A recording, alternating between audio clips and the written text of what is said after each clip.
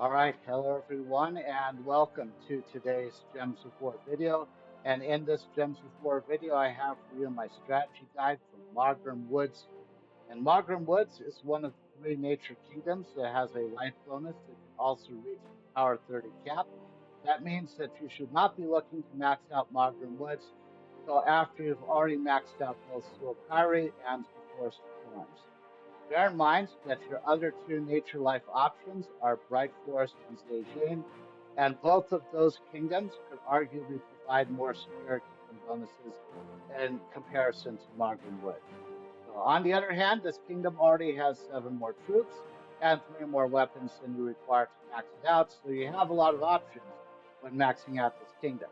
So in the strategy guide, I'm going to focus on the troops that are available in Maugrim Woods, including my ranked list of base mythic troops currently available, as well as the troops that are not available in standard chest drop tables. I'll be talking about the weapons that are available in the Soul Forge during Maugrim Woods Week, as well as the class weapon and an additional weapon that can be crafted outside of Maugrim. And then I will talk briefly about the Warden Hero class and the Maugrim Woods. So let's go ahead and get started. And we're going to start off by talking about the troops. So keep in mind, you need a total of 39 troops to unlock all traits for and level up to at least level 20. At least 2 of them must be base level mythics or equivalents, and Maugrim Woods has a total of 7 troops that qualify in this category. On the top of my list is Lunarelion, and the reason why Lunarelion is the top priority on my list is that this is one of the 6 dragons that can only be earned by hatching cosmic dragon eggs. And anyone who's hatching those eggs is doing so in hopes of being able to summon Stellaryx. So if you're going for Stellaryx, you will get this dragon along the way. As is the case with Cosmic Dragons, Lunarelion has both skull and spell damage reduction, and Lunarelion also gives 1 to all skill points to purple allies when matching purple gems.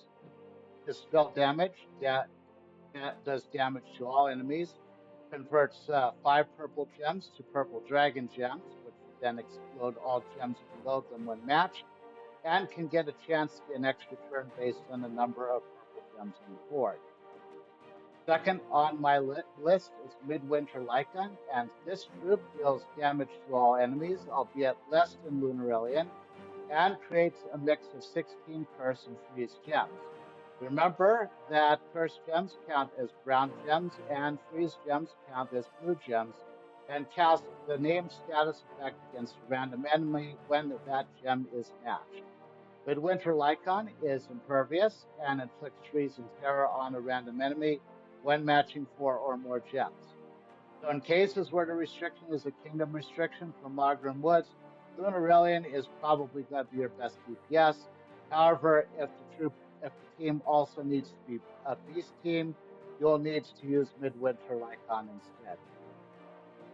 And third on the list, we have Scroll Reborn. And Scroll Reborn is third on my list, not because the troop is in any way relevant, but because this is a very easy mythic troop to get from Soul Forge, which, by the way, is the only place you can obtain this troop. Scroll Reborn mostly requires you to have the Sun Tarot card from Vaults. From there, the price tag is a modest 8 major orbs of wisdom and 50,000 souls. Scroll Reborn does give 4 attack to all beasts at the beginning of your turn and can summon multiple wargs. You'll never use it, but as a cheap mythic troop that can be used to boost Maugrim Woods' power in place of either of the other troops I mentioned and can be crafted at any time, assuming you have the Sun Tarot card. And then fourth on my list is Wolf Garrock, and we are already officially in deep cut territory, but Wolf Garrock, like Midwinter Lycan, is a standard base mythic, and he damages 1 enemy boosted by Wargear allies and can devour a random enemy if the enemy he targeted dies. All you have to do is hope he doesn't try to devour someone who's immune to devour. Giving 2 attack and magic to Wargear allies when matching 4 or more gems as bonus. If you get him early, he can anchor certain Maugrim Woods teams, but later on, you're going to want either Lunarelion or Midwinter Lycon instead of him. And even in Devour teams, there are other options that outperform Wolf Garok. And the remaining three options are a weaker option compared to the four I've already covered. Revan Rocker is not available in the chest drop tables and can only be crafted in the Soul Forge when he is one of the four mythics of the week. However, Revan Rocker is essentially a weaker Wolf Garok, and Hatir Ascendant and Hatir and Scroll both generate lycanthropy gems, and I despise having to deal with lycanthropy. But I guess the only other factor to note is that Hatir and Scroll has the normal availability in Soulforge and chest drop tables, whereas Hatir Ascendant can only be crafted in the Soulforge with a similar but more expensive recipe as Scroll Reborn. So from there, Maugrim Woods currently has 6 additional troops that are not available in the standard chest drop tables. First, you have the 5 Hillgate troops that can only be pulled from the factions portal. And the moon can only be earned by beating up Cedric and unlocking his vaults. It makes lycanthropy gems, and that's all it takes for it never to be in my decks. So let's go ahead and move on to the weapons. And keep in mind, for the weapons, you need to have at least 14 unlocked and fully tempered. And we're going to start by talking about the 2 doomed weapons that are available in Maugrim Woods, starting with the Doomed Fusha. This is from a set that's one of the must-have sets in my book. So make sure you have this doomed weapon unlocked and fully tempered. This weapon damages the first 2 enemies and creates 2 green gems for each green ally and enemy, which makes this weapon good in teams where you have a green mana restriction or are facing teams that have a green mana restriction. And the other doomed weapon is the Doomed Glaive, and this is from one of the other must-have sets in my book. So the same recommendation applies. This weapon damages all enemies, converts brown gems to doom skulls, and regenerates 3 mana for each green enemy. The upgrades are good, especially Tangling and Leave. And then we have the class weapon, the Warden's Gauntlets, and this used to be a must-have class weapon in my books. It's still a good mana generator, but the Doom Fusha is better. The faction weapon is the Hellblade. This is a single target damager boosted by souls that you don't really need it. And then finally, I'll mention the Lunar Tide. The Lunar Tide is one of the 3 weapons needed to craft Stellarix. So if you don't have it yet, you'll get it eventually, assuming that you're going for Stellarix. You can craft it at any time once you have the 3 prerequisite Cosmic Dragons. And next, we'll be talking about the Warden class.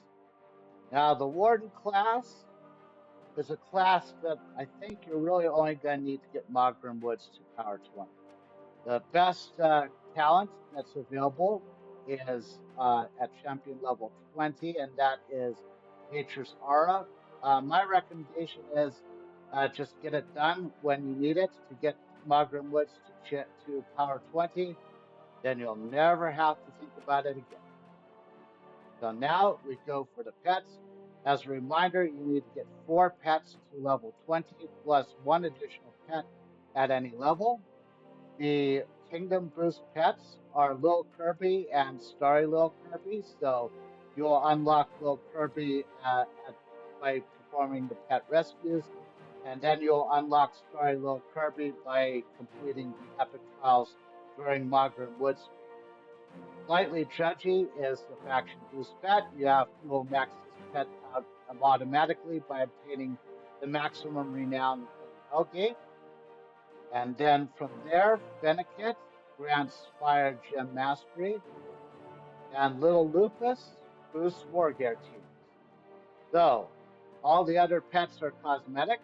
So if you do not have any of the cosmetic pets unlocked, your best bet is to max out the Kirby's and Slightly Judgy, and then from there unlock either Fennekit Unlock both Feniket and Lil Lupus, and then choose one of them to max out, depending on which one gives your account a better boost. So let's review. You can assume that you'll get Lunarelion if going for Stellarex. From there, the second best mythic is Midwinter Lycon. And from there, go for additional mythic troops and equivalents only if you really need them. Obtain both doomed weapons and assume you'll get Lunar Tide if you're going for Stellarex. Aside from that, just get whichever 14 weapons you want. And for the pets, Feniket and Lil Lupus are the ones to keep an eye on. Max one of them out, and just unlock the other one. And from there, you're going to be just fine. And of course, if you enjoyed this video, please consider leaving a like, subscribe to this channel, and or follow me on Twitch if you'd like to see more of my content. And in the comments below, let me know everything you think about Maugrim Woods. Is there anything that I missed? Uh, and with that, I'll see you in the next video.